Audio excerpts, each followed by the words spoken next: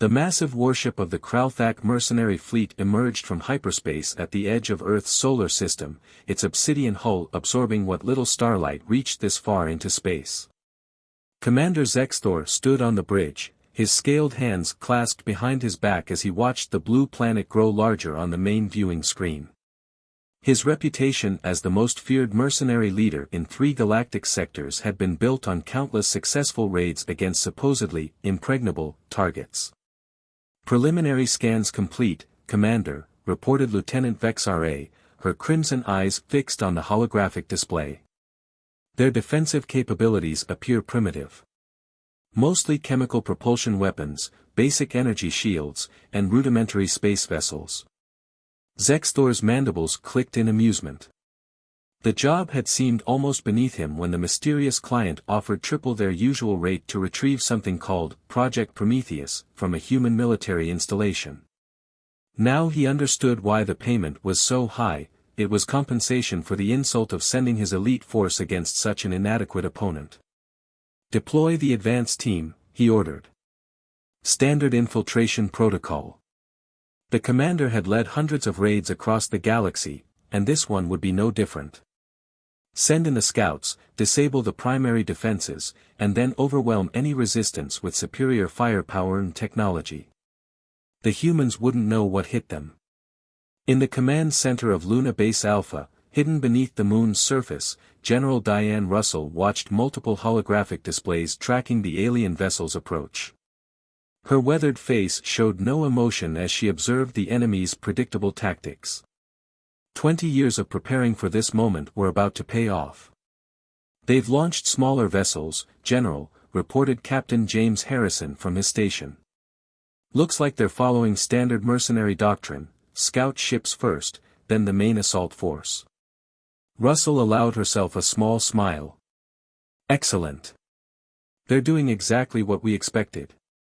Maintain emissions control. Let them think they've caught us unaware." She turned to her communications officer. "Signal all bases.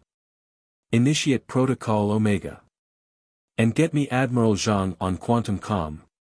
Deep beneath the Pacific Ocean, in a facility unknown to even most of Earth's military leadership, Admiral Helen Zhang received Russell's transmission. She stood in a vast chamber filled with rows of sleek, deadly shapes, humanity's secret weapon against extraterrestrial threats. "All systems are go," Zhang confirmed, watching as hundreds of quantum-powered drones hummed to life. "The Sentinel swarms are ready for deployment. Our friends up there are about to learn why it's dangerous to underestimate humanity." Back on the Kralthak vessel, the first signs that something was wrong came when 3 scout ships simply vanished from their sensors. Zextor leaned forward in his command chair, mandibles twitching in irritation. "Report." "Unknown, Commander," Vexare responded, her claws dancing across the control interface. "No distress signals, no debris, they're just gone." "Wait," detecting multiple small objects approaching at high speed from the planet's moon.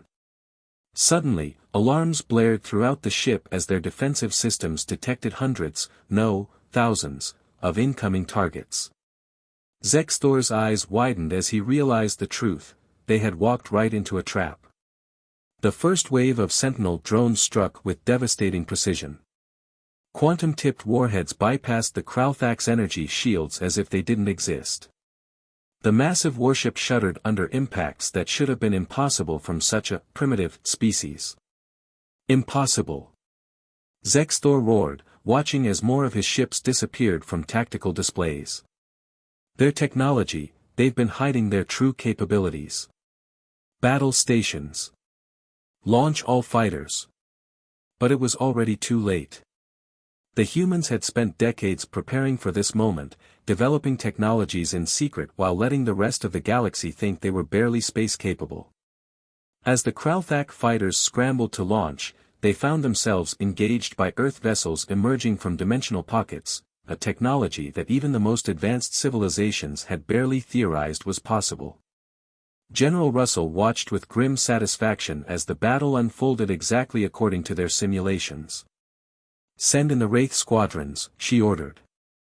Let's show them what humanity is truly capable of. The Kralthak sensors detected a new threat, human fighters literally phasing through solid matter, emerging from the very hull of their own ship. As chaos erupted aboard the massive vessel, Zextor realized that his entire understanding of human capabilities had been based on an elaborate deception.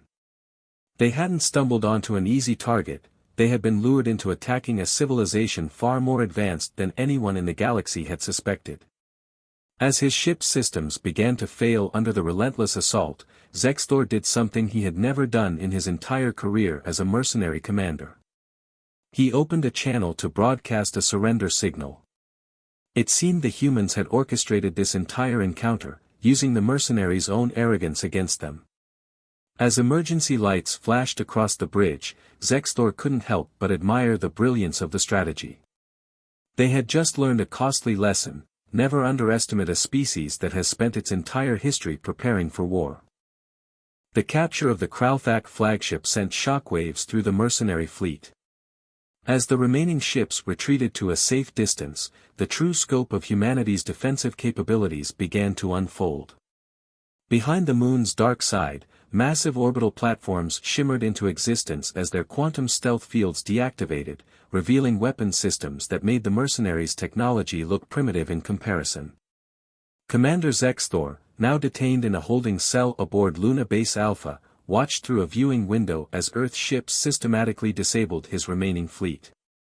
The cell's force field hummed with an energy signature he'd never encountered before, just one more piece of technology that shouldn't have existed at humanity's supposed development level. General Russell entered the detention block, her boots clicking against the polished floor. She studied the alien commander with calculated interest. "I trust your accommodations are adequate, Commander Zextor." The mercenary leader's mandibles twitched. "You orchestrated all of this." The contract, the target, the intelligence about Earth's capabilities, it was all false.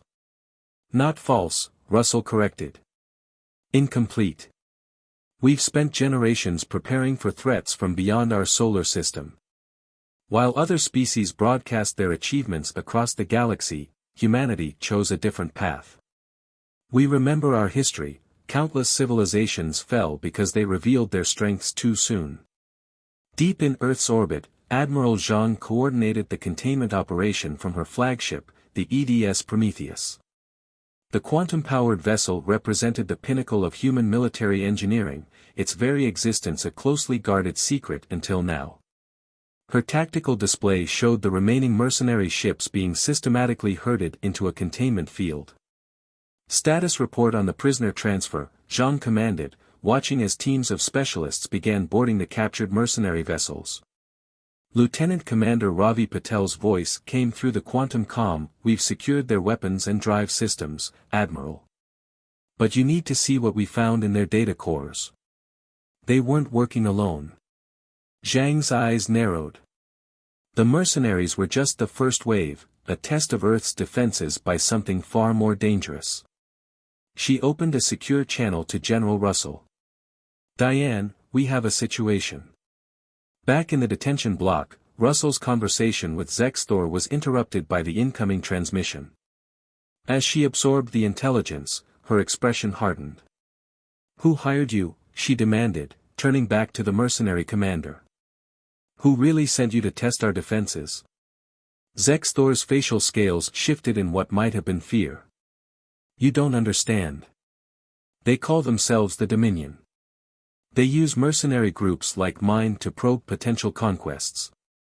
If we succeed, they know the target is weak. If we fail..." He trailed off, mandibles clicking nervously.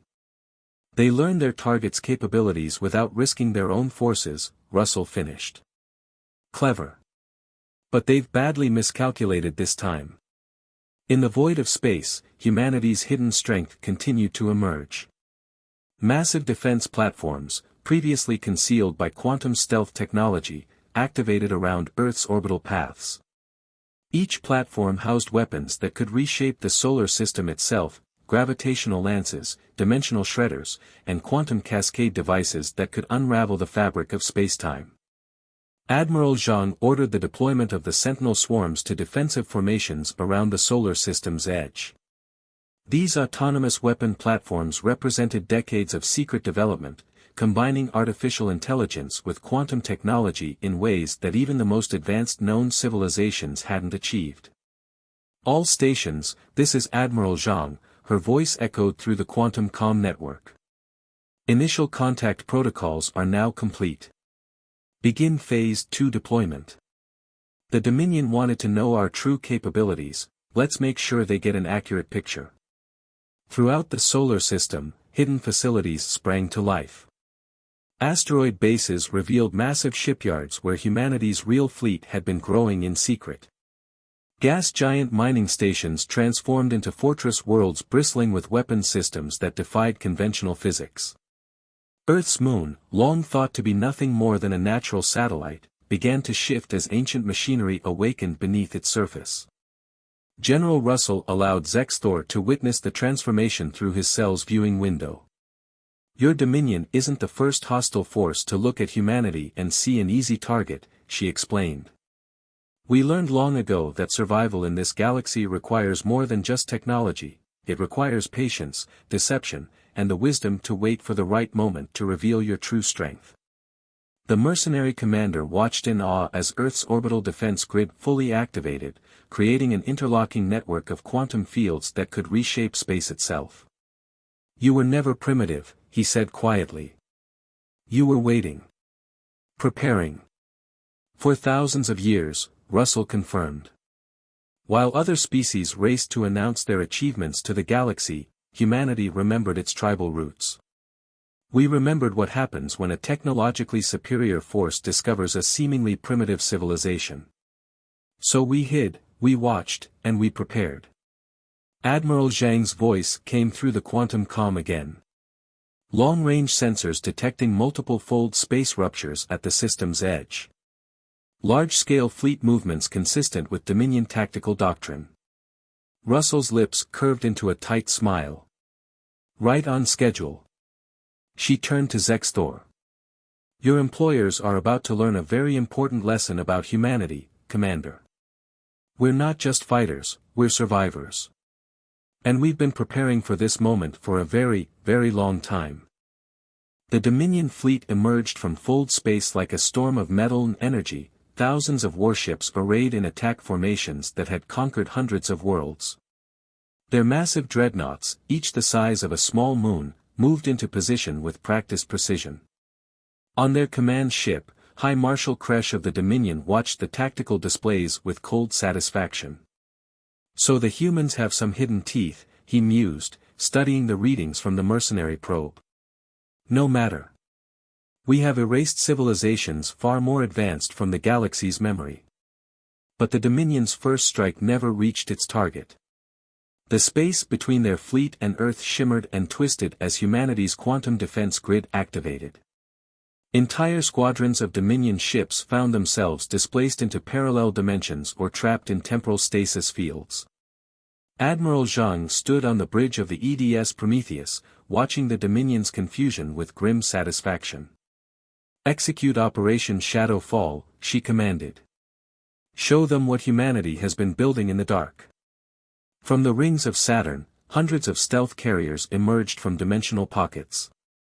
These ships represented the true pinnacle of human military technology, vessels that could manipulate the fundamental forces of the universe itself.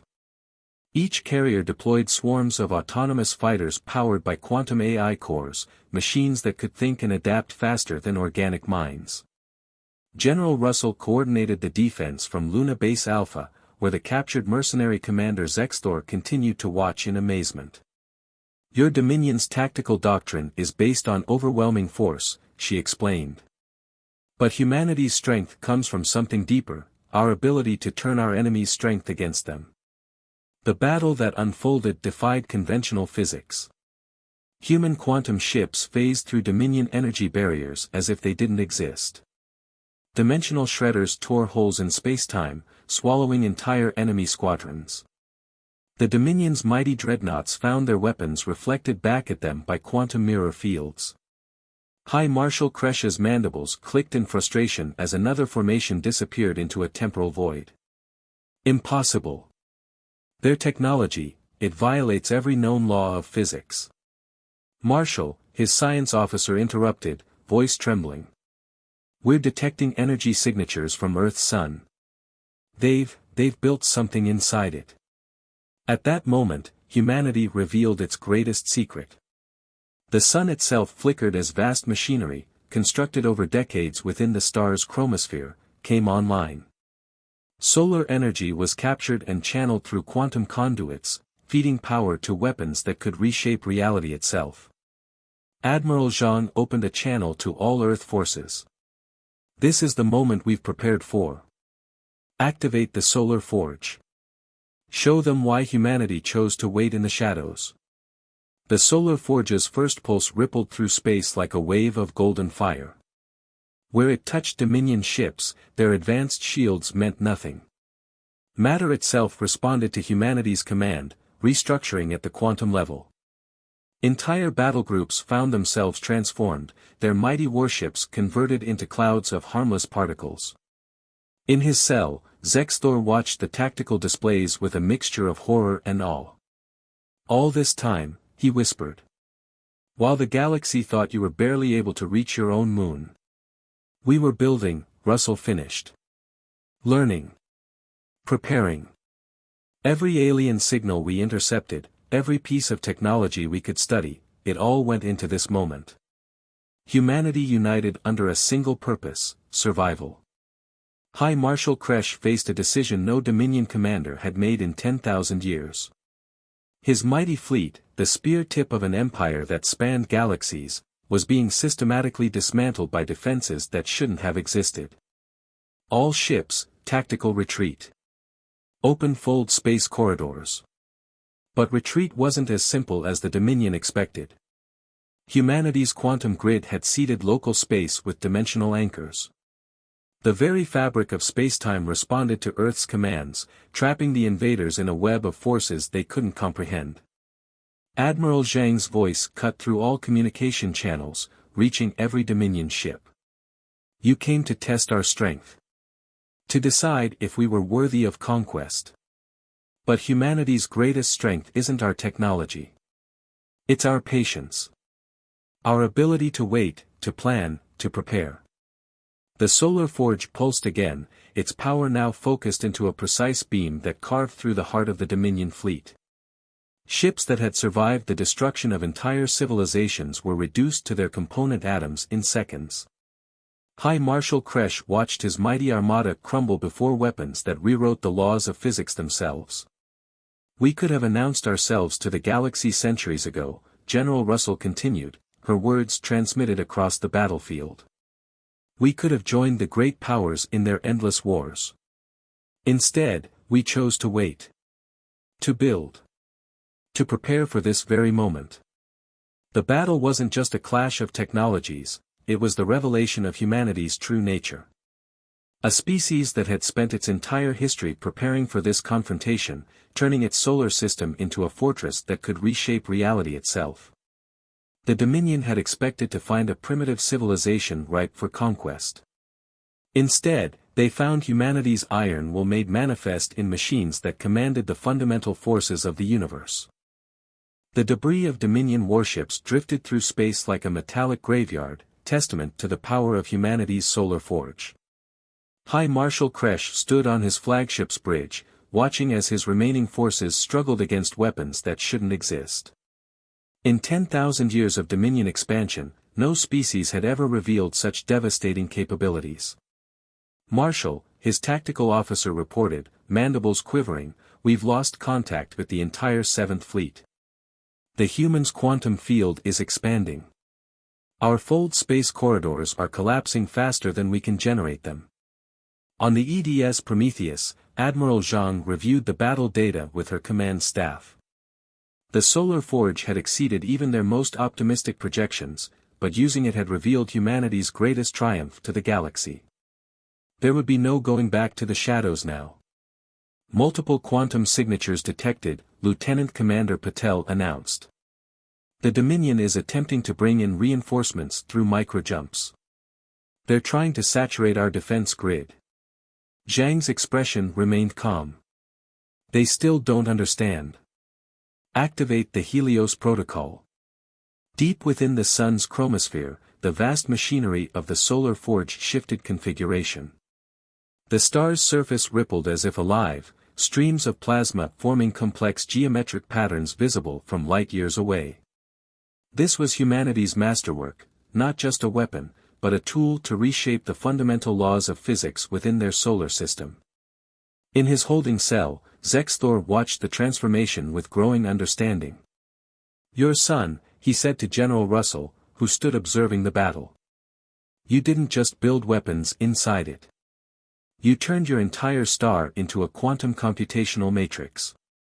"The ultimate expression of human ingenuity," Russell confirmed. "While other species built bigger ships and stronger weapons, we looked for a different path. We turned our star into the most powerful computer ever created, capable of calculating and manipulating the quantum foundation of reality itself." The Helios Protocol took effect. Throughout the solar system, space itself began to operate under new rules written by humanity's solar-scale quantum computer. Dominion weapons found their energy dispersed harmlessly into parallel dimensions. Their shields failed as the underlying physics they relied on were locally rewritten. High Marshal Kresh watched in horror as his reinforcements emerged from fold space only to find their most basic technologies failing. "Impossible," he breathed. "They've changed the fundamental constants of spacetime within their system. They're rewriting reality itself." The remaining Dominion ships found themselves trapped in a region of space where their technology couldn't function as designed. Their mighty engines, capable of crossing galaxies, sputtered and died. Their weapons, powered by exotic particles, fizzled harmlessly against human quantum fields. Admiral Jean opened a channel to the Dominion flagship. "Your empire spans galaxies, High Marshal. You've conquered thousands of worlds. But you've never faced a species that turned their entire solar system into a weapon. Surrender, and learn why humanity chose to wait in the shadows." In Luna Base Alpha, General Russell observed the tactical displays showing the Dominion fleet's paralysis. "We studied every scrap of alien technology we could find," she explained to Zexthor. "Every signal, every fragment of debris that reached our system. We learned, we adapted, and we planned for the day when the galaxy would discover us." The mercenary commander's scales rippled with emotion. "But why reveal it now? Why not stay hidden, keep building your strength?" "Because humanity's greatest strength isn't our technology," Russell replied. "It's our ability to turn apparent weakness into strength. The galaxy thought us primitive, so we used that assumption as a shield while we prepared. Now that shield has served its purpose." On the Dominion flagship, High Marshal Kresh faced the unthinkable. His mighty fleet hung powerless in space, surrounded by forces that contradicted everything he knew about physics. The humans hadn't just defeated his forces, they had rendered the very foundation of Dominion technology obsolete within their sphere of influence. "Open a channel," he commanded, his proud voice heavy with defeat. To the human admiral. Admiral Jean received the transmission with quiet satisfaction. On her tactical display, the solar forge continued its work, maintaining the quantum fields that had transformed local space into humanity's domain. "This is Admiral Jean. We're receiving." "Never," Kresh began, his translator struggling with the emotion in his voice. "In the history of the Dominion have we encountered a species capable of such innovation. Such patience. You could have revealed your power long ago, claimed your place among the galaxy's powers. Instead, you waited. Prepared. Built something beyond our comprehension. That's humanity's true strength," Jean replied. "Not our weapons or our technology, but our ability to learn from history. Every civilization that revealed its power too soon became a target. We chose a different path." The surrender of the Dominion fleet marked more than just the end of a battle. It was humanity's emergence from the shadows, a revelation that would reshape the galaxy's balance of power. They had turned their entire solar system into a fortress that could rewrite the laws of physics themselves, and in doing so, had earned something the Dominion had never given any species before: respect. 1 month after the Dominion's surrender, Earth's orbital space had transformed from a battlefield into a symbol of humanity's emergence onto the galactic stage. The solar forge's golden light pulsed steadily through the system, maintaining the quantum fields that had reshaped local spacetime. But now, those same fields served a different purpose, powering the construction of a massive space station where humans and aliens would forge a new future together. In an observation dome aboard the newly christened Unity Station, High Marshal Kresh stood beside Admiral Zhang, watching Earth rotate below them. The Dominion leader had spent the past weeks learning just how deeply humanity had prepared for their emergence from isolation. "Your species confounds everything we thought we knew about technological progression," Kresh admitted, his translator perfectly conveying his mix of admiration and humility. "We assumed all civilizations would follow the same path: discover, advance, expand. But you chose to wait. To build in secret." Zhang nodded, her eyes fixed on the distant shimmer of the solar forge's activity. "Humanity learned early in our history that revealing strength too soon often leads to destruction. We studied our own past, saw how advanced civilizations had overwhelmed less developed ones. So we decided to break that cycle." In Luna Base Alpha, General Russell sat across from Zexthor, but no force field separated them now. The former mercenary commander had become an unexpected bridge between humanity and the wider galaxy, his understanding of both sides proving invaluable in the delicate negotiations that followed the conflict. "Your employers have offered me a new contract," Zexthor said, mandibles clicking in what Russell had learned was amusement.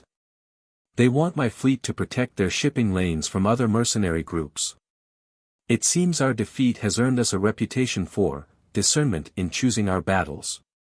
Russell allowed herself a small smile. "And will you accept?" "With conditions," he replied.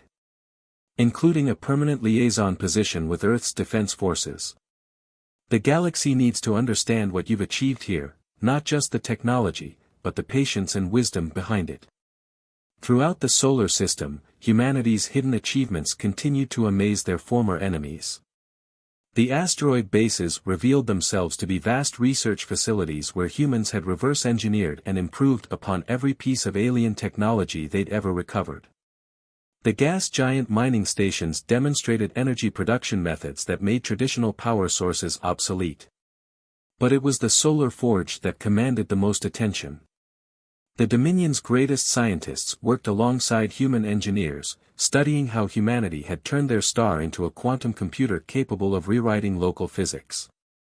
The implications went far beyond military applications. It represented a fundamental shift in how intelligent species could interact with the universe itself. Admiral Zhang led a delegation of Dominion officials through the Prometheus's command center, where tactical displays showed the steady stream of alien ships arriving at the edge of the solar system. Not warships now, but diplomatic vessels, research ships, and trade delegations. "You understand," she explained, "that we can't share all of our technology immediately. Some advancements need to be introduced gradually, or they could destabilize entire civilizations." High Marshal Kresh gestured agreement with his upper limbs. "You've taught us the value of patience, Admiral. The Dominion has conquered worlds, absorbed technologies, and ruled through force for millennia. Perhaps it's time we learned a different way." In her office on Unity Station, General Russell reviewed reports from Earth's now-revealed outposts throughout the galaxy. For centuries, human observers had lived among alien civilizations, learning, watching, and preparing for this moment. Now those same outposts would serve as bridges between humanity and their galactic neighbors. "We've received another transmission from the Galactic Council," her aide reported. "They're requesting permission to establish an embassy in Earth orbit. That's the 57th request this week." Russell nodded, remembering the long years of preparation, the generations of humans who had worked in secret to ensure their species would emerge onto the galactic stage not as victims or conquerors, but as equals. Tell them we'll consider their request through the proper diplomatic channels. We've waited this long, there's no need to rush things now. The sun flared briefly as the solar forge adjusted its output, its vast quantum networks maintaining the delicate balance of energies that protected Earth's solar system. But now those same energies powered construction projects, research initiatives, and the beginning of a new era of cooperation between species. Zexthor stood at a viewport, watching ships from a dozen different species maneuver carefully through space that just weeks ago had been a battlefield. You know, he said to no one in particular, in all my years as a mercenary, I never imagined defeat could lead to something greater than victory. The lesson humanity had taught the galaxy went beyond technology or military might. They had demonstrated that true strength lies not in the ability to conquer or destroy, but in the wisdom to wait, to prepare, and to emerge at the right moment with the power to change not just the battlefield, but the very nature of war and peace themselves. As Earth rotated below, its night side glittering with the lights of civilization, the solar forge's golden light served as a reminder to all who saw it, humanity had chosen its own path to the stars, and in doing so, had reshaped the galaxy's understanding of progress, power, and possibility.